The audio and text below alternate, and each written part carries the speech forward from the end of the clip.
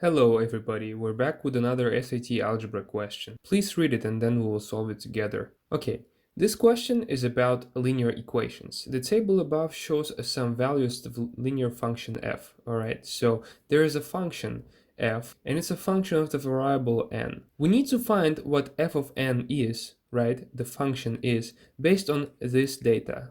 Now, before we begin doing this, let's actually remember what linear equations or linear functions are. We usually say y is equal to m multiplied by x plus b. This is a function of x. That means on an xy plot, y will be dependent on x. This point here, the y-intercept is going to be b, and the slope of this line is going to be m. Now, in our case, because the function is a function of variable n, f of n is going to be equal to m multiplied by n plus the y-intercept b. In order to solve this question, we can do two things. We can either find this equation or just plug the data here into each of those equations and see which one of those answers is correct. Let's do it using the linear equation first.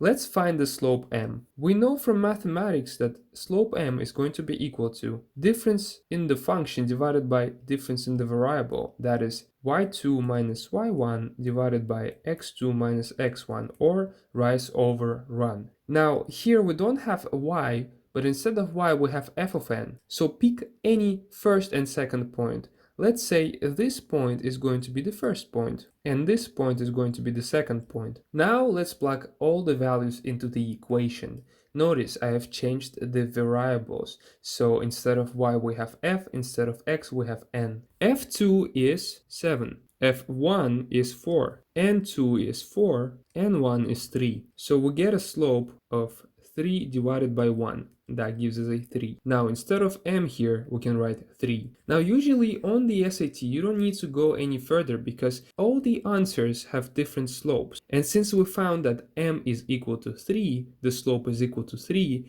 choice C must be correct here. If you want to, you may also find the y-intercept or the f-intercept b. Just plug any f value and any n value from this table. Let's actually plug 7 and 4. 7 is equal to 3 times 4, which is n, plus b. 7 is equal to 12 plus b. Leaving b alone, b is equal to negative 5. So our full equation is f of n is equal to 3n minus 5. Choice C is correct. Now let's do it the other way around. On SAT, you may not have a lot of time to find the slope and whatnot, and therefore we can just take any value from the table here, any set. So f of n is equal to 7, for example, and n is equal to 4, and try to plug it in each of those choices. Now let's see, f of n, which is 7, is equal to n, which is 4 minus 3.